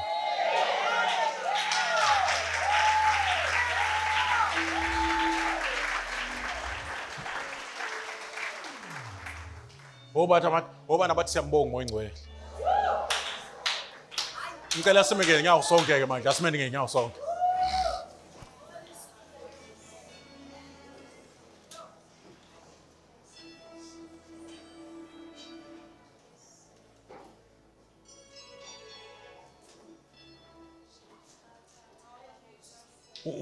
njengoba umi kanjena nje usesimweni uyiposition manje yokuresponda kulento esisho uMoyingcwele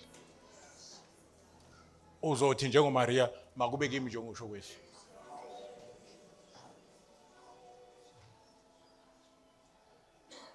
ave kumnandi ukukhuluma ngento ningangezwa ngilongisha iminyaka ngithi ngasuswa ngo19 bani yabona ngisho iminyaka over 50 ngasindiswa buza ucabanga ukuthi nami ngeke ngifane nobamahla iGrace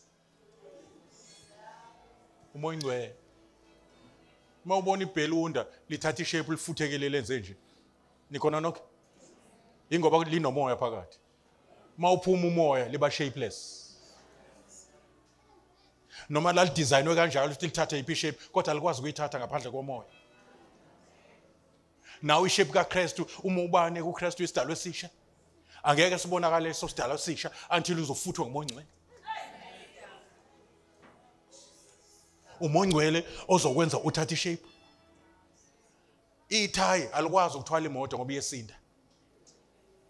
Ngeke imoto ihambe more than 5 kilometers ithayi lise right uma lingafuthiwe. Uma liphantshile uzokuthi uthi uyaphuma selidlekele seliphelile. Kodwa malifuthiwe ngohamba ngana uyofika eCape Town uphinde ubuye. Uhambe 10,000 kilometers lingazange lihluphe as long ligcwele umoya. Angeke uhambe noJesu nikhona mazolelo kunempilo ongeke ukwazi ukuyithwala yobungcwele yokuphilela uNkulunkulu ungaziphileli wena ungafuthiwe ngomoya ongcwele.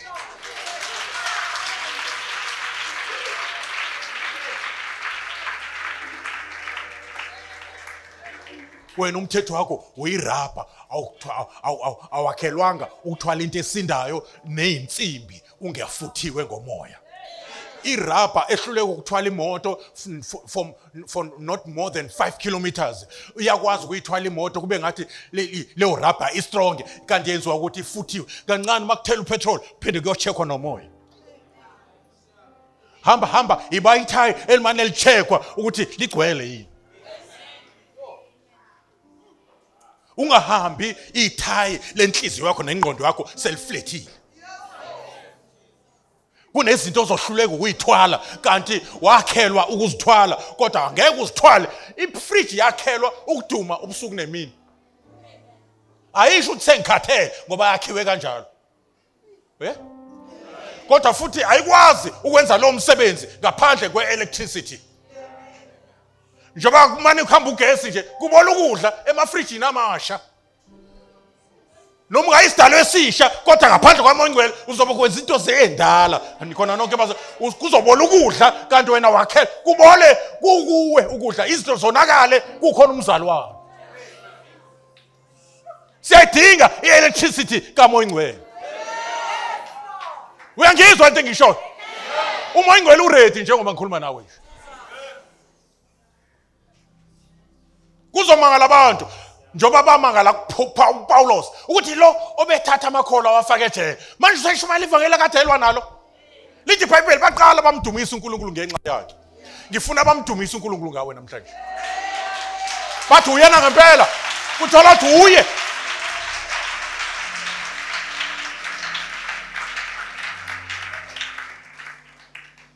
Bazobuzana ngawe. Bazolanyulelwa wena. Uthi bafowethu khululekani yimina.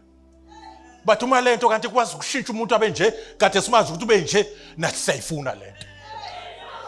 That's what God is beginning is about to do empilweni yakho. Ufuna ukudemonstrate ngawe. Angikhuluma nawe. Ufuna ukudemonstrate ngawe uNkulunkulu. Uyimangale na uyingcwebe uthi mina lo. Kuthola ukuthi wena ngempela. Kodwa ufuthiwe ngamandla kamoya ongcwele. Mayivula umlomo uPetro esegcwele umoya ongcwele azange akhulume ephika uJesu wakhuluma ngoJesu. Wathi nini enambethele kuthi yibo labayiphika uJesu phambi kwabo. Manje ke ushumayela uJesu bamfaka ejele uyaphuma uyashumayela futhi. Uthi khetha nina uthi silalele uNkulunkulu noma silalele abantu ngoba thina ngeke sivume ukulalela abantu. Ngamanye amazwi nagcina ungazi engakafika umoya ongcwele ngigcwele manje.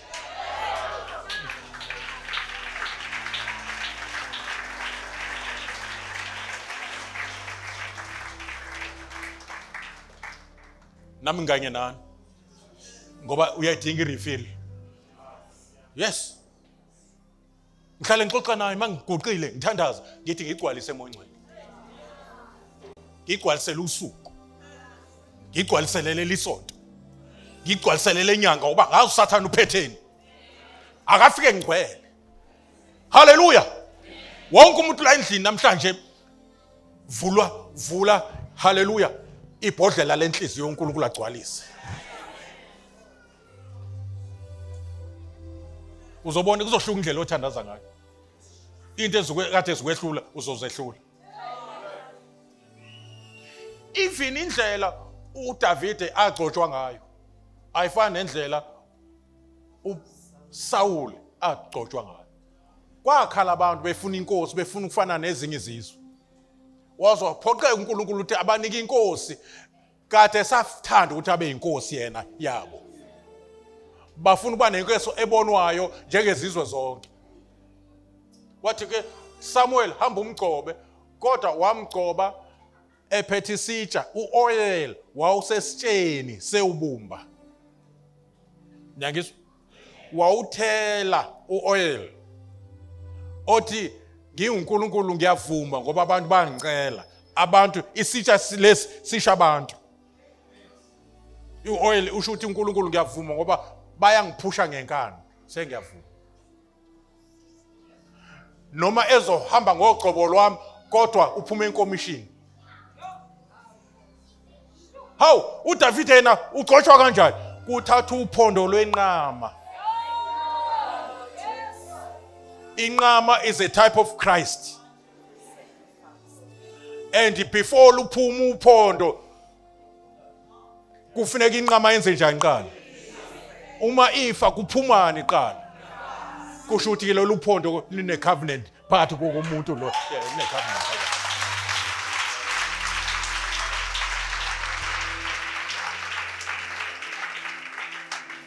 Ingakho ke manje uJesu njoba uDavid amen after God's heart.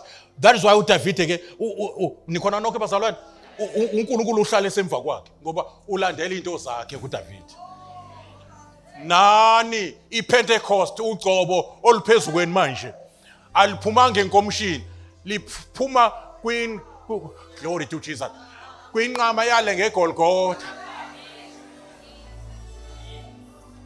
Uphondo lukaKristu owaqale wafa kwaphuma igazi lakhe. Emveni kokufa kwakhe kwafika uMoyingcwele oyi-oil. Ngiyanigcoba ngalolo gcobo namhlanje.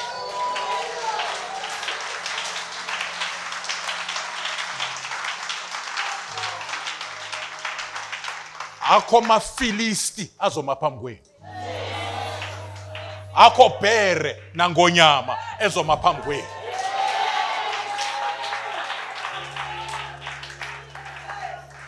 Akho Goliath.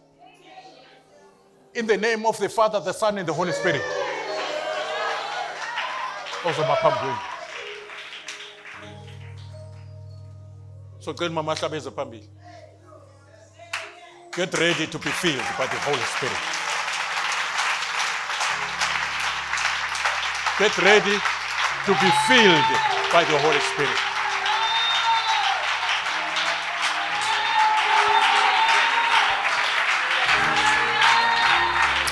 Hallelujah.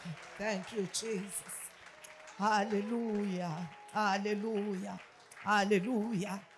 Hallelujah. Hallelujah. Nkosi yami. Thank you, Jesus. Hallelujah. Hallelujah.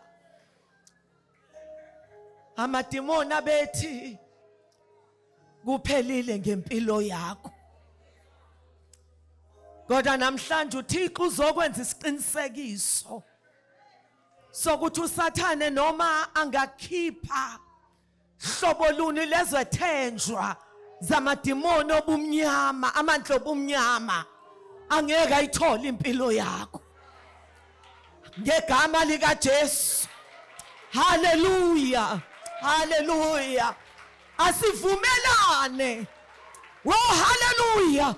Vuma into eshiwo yizulu ukuthi uSathane ngeke akuthole.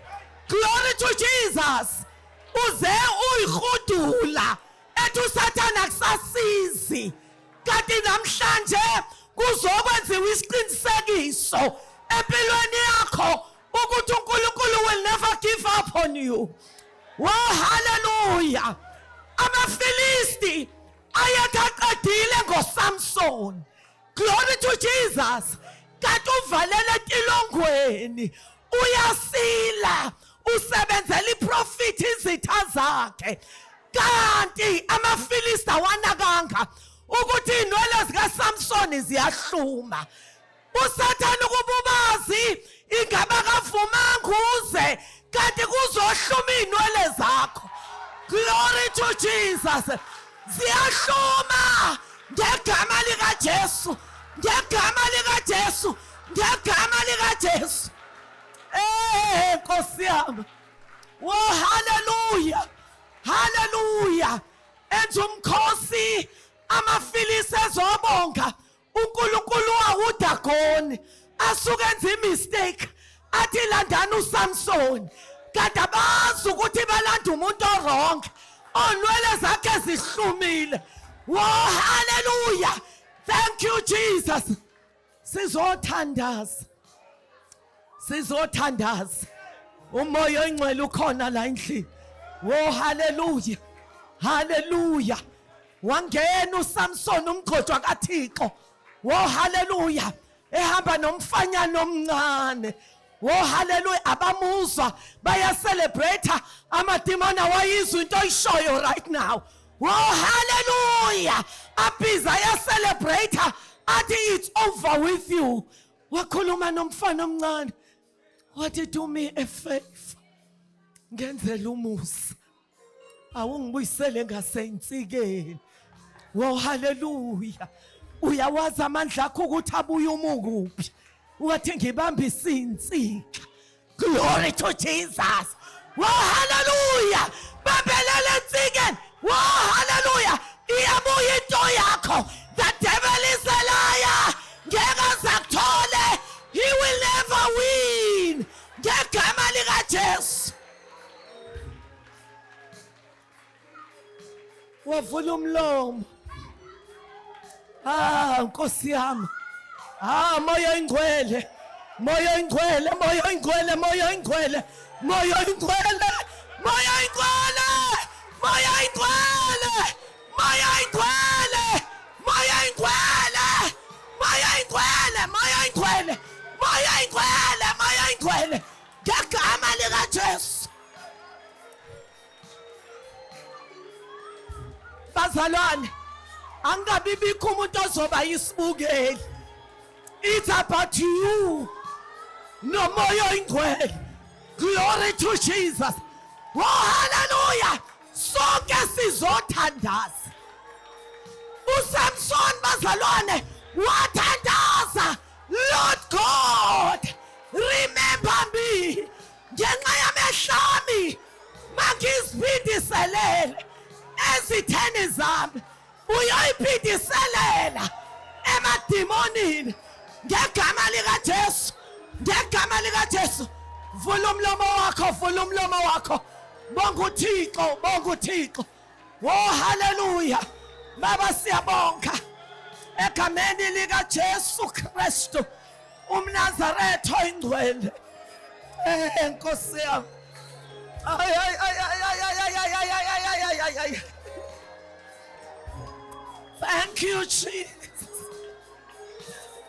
Hey. Jehova. Jehova igama lakho. Jehova. Baba siyabonga.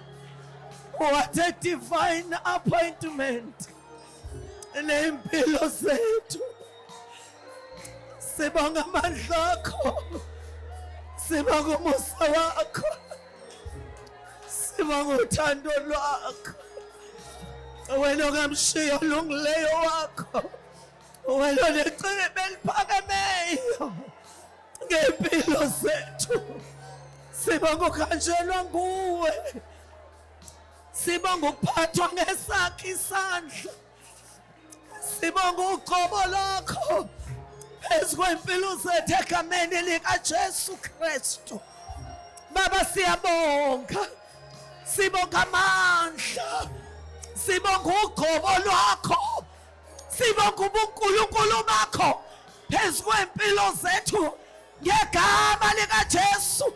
Siyabonga Heavenly Father ukuthi akekho namandla okuthintela khibandla. Akekho namandla okuthinta abagcotshwe nguwe ababiziwe ngokwecebo lakho. Siyabonga ukuthi ngabanye uyayihambela impilo yethu. Uyayithinta impilo yethu ngegama likaJesu Kristu. Our lives will never be the same again. Ngegama likaJesu Kristu. Thank you, Father, for your grace.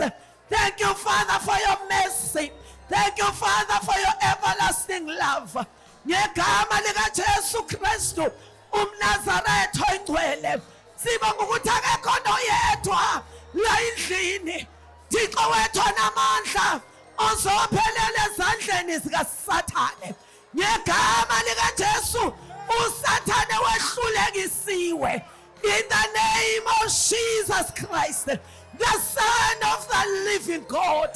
Sizohamba sisemandleni, sizohamba sisebungcweleni, sizohamba enkazimulweni yakho Baba wethu onamandla wonke.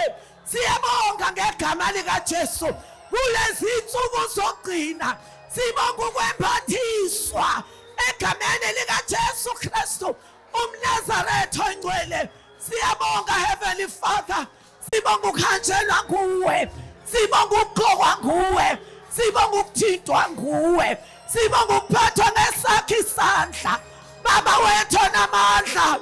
Sibonga isiqinisekiso sokuthi awusoze wasiyeka, awusoze washiya Baba wethu onamandla othe noma singene emanzini amaningi awangeke asikhukhule, noma singene emlilweni angeke uzushise ngegama lika Jesu. Thank you Lord Jesus. Shaya izandla zakho kakhulu uthi Baba ngiyabonga, Baba ngiyabonga, Baba ngiyabonga, Baba ngiyabonga ngegama lika Jesu, ngegama lika Jesu, ngegama lika Jesu, ngegama lika Jesu. Shaya izandla zakho. Glorify his name. Oh, hallelujah. Glorify his name. He is worthy. He is worthy. He is worthy. He is worthy. He is worthy to be praised. Oh, hallelujah. Thank you, Jesus. Thank you, Jesus. Kukhona lolu hlobo bazalwane othi mina ngikaze ngigcwaliswe ngamandla kaMoya oyingcwele. This is your chance. Oh, hallelujah. Cela ugijima use ngaphambili. One touch is enough. Ngicela ubaba ese ngaphambili. Ngegama lika Jesu, ngegama lika Jesu, ngegama lika Jesu.